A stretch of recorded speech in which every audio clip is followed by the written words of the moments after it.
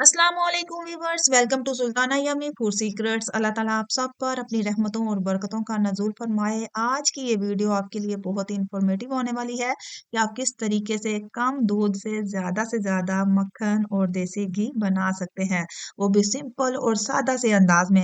तो जल्दी से मेरे नए व्यूवर्स मेरे चैनल को सब्सक्राइब कर दें। वीडियो अच्छी लगे तो वीडियो को ज़रूर लाइक करिएगा। मेरे चैनल के साथ कनेक्टेड रहने का बेहद शुक्रिया। तो चले बनाना स्टार्ट करते हैं।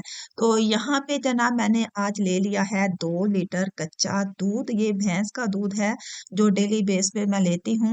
आम रूटीन में मैं 1 लीटर जो है दूध लेती हूँ और उसी को बॉयल करके उसका जो है उसके ऊपर मलाई जो है ना ले आती हूँ। तो यहाँ पे आपने क्या करना है कि दूध को बॉयल कर लेना है। बॉयल आने पे आपने आधा घंटा जो है ना हल्की आंच पे इसको पकाना है। तो आधे घंटे के बाद इसके ऊपर थिक टाइप की जो है ना वो बुलाई आ जाएगी।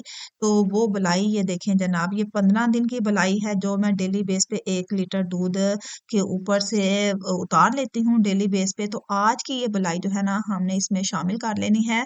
ये फ्रीजर में मैं फ्रीज कर देती हूँ। आज सुबह की ये निकाली हुई थी, ये तकरीबन कंप्लीट जो है ना वो मेल्ट हुई हुई है।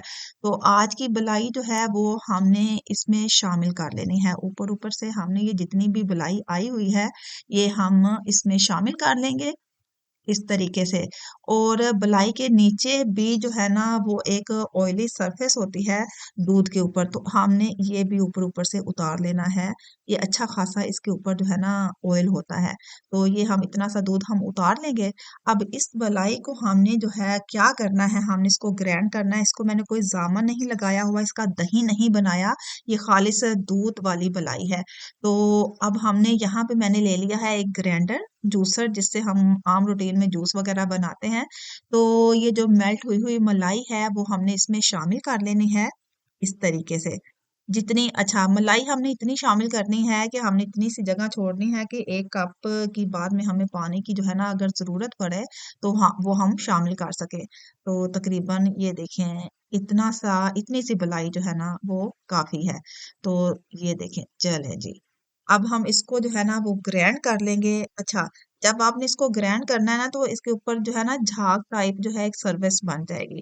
तो इसका मतलब होगा इसमें या तो ठंडे पानी की जरूरत है या गर्म पानी की जरूरत है। क्योंकि बलाई ठंडी थी तो ये देखें ये झागनुमा बन गई है। तो यहाँ पे हमने इसको इकट्ठा करने के लिए थोड़ा सा ना गर्मा गर्म 1 कप पानी डालेंगे। तो जिससे क्या होगा कि सारे का सारा मक्खन जो है ना बन के ऊपर आ जाएगा।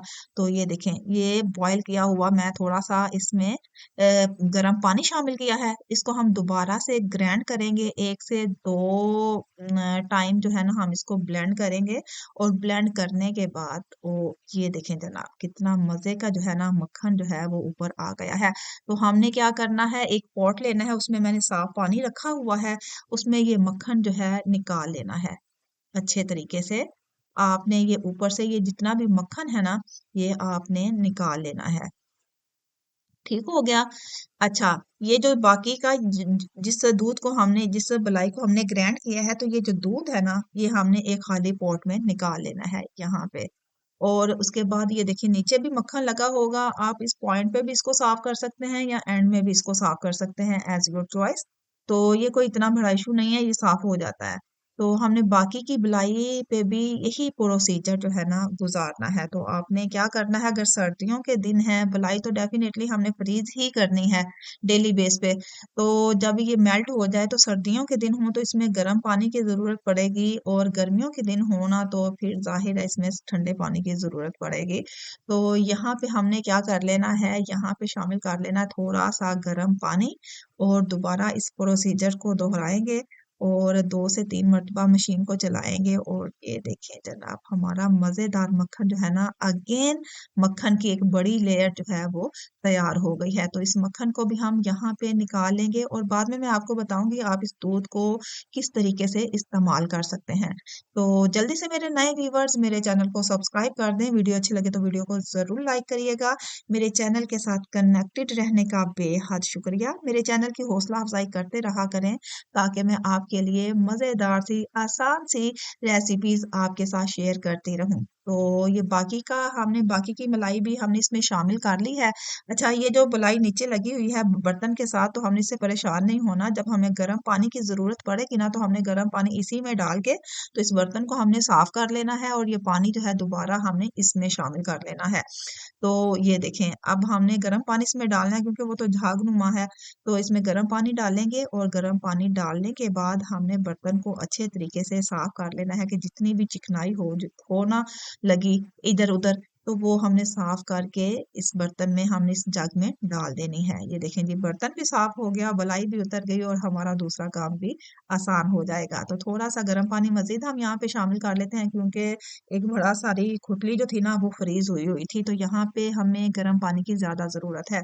तो हमने दोबारा से ब्लेंडर को चलाना है और इसको ब्लेंड कर लेना है। और जब हम इसको ब्लेंड जी जनाब, इसमें क्या होगा, मक्खन की एक बड़ी सी तह जो है ना वो ऊपर आ जाएगी इस तरीके से।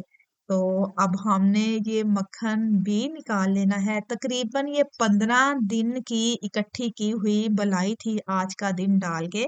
तो 15 दिन की बलाई में आप देख सकते हैं कितना ढेर सारा जो है ना वो मक्खन निकल चुका है। और 15 दिन की बलाई कितनी थी कि 1 लीटर मैं डेली बेस पे दूध को बॉयल कर रही थी और उसे गर्म कर रही थी और उसके ऊपर से बलाई उतार रही थी।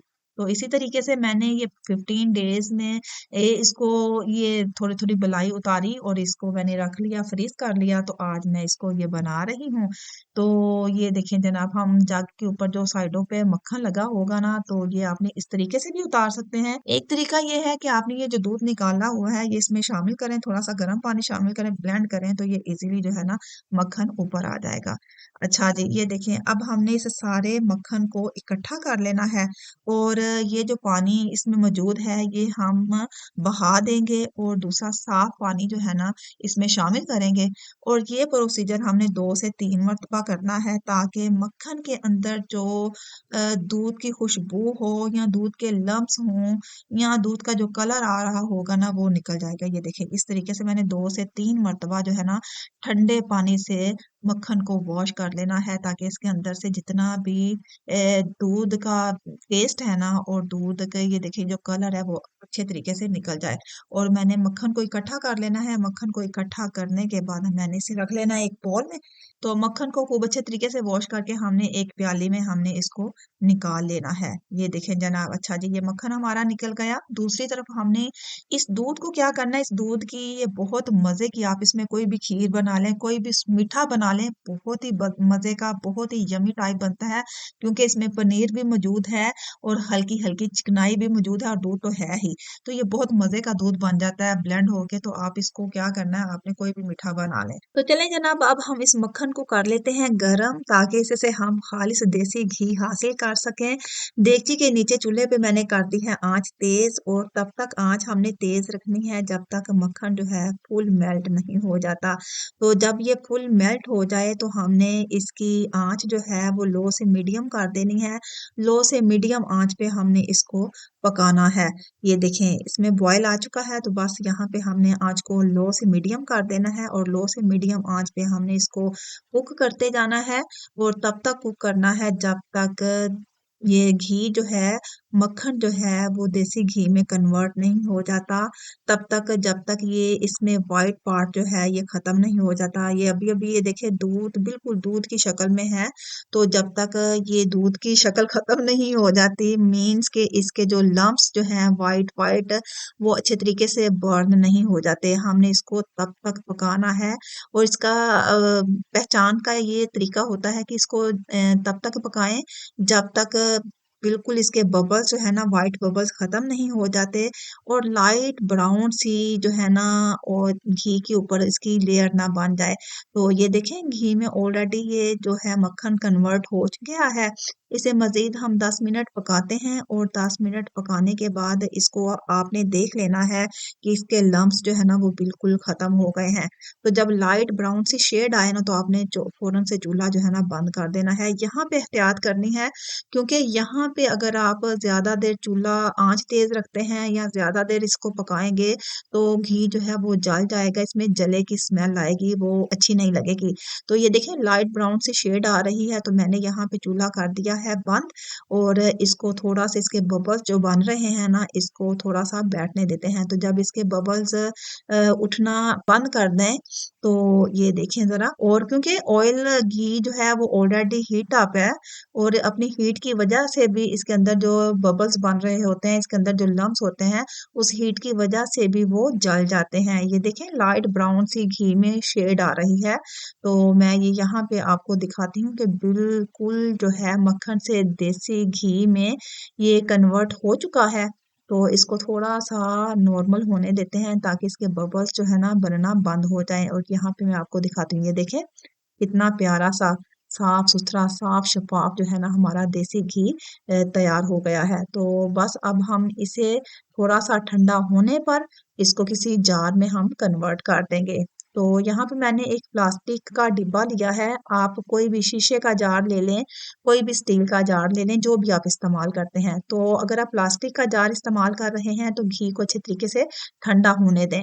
तो जब ये ठंडा हो जाए तो एक मलमल का कपड़ा लें और उसके साथ आपने इस घी को जो है ना वो स्टेन कर लेना है। देखें कितना साफ और शफ़ाफ जो है ना देसी घी तैयार हुआ है, ये बिल्कुल भी जला नहीं है और बिल्कुल भी इसके अंदर दूध के लम्प्स नहीं हैं, पनीर के लम्प्स नहीं हैं, बिल्कुल खालिस जो है ना ये देसी घी हमारा तैयार हुआ है। बहुत ही सिंपल और सादा से अंदाज में। अच्छा, इसके नीचे जो ब्राउन ब्राउन सी लेयर पड़ी है ना ये वाली, तो ये हम यहाँ पे शामिल नहीं करेंगे क्योंकि कपड़े के अंदर से भी ये जो है ना वो स्टेन होना शुरू हो जाती है।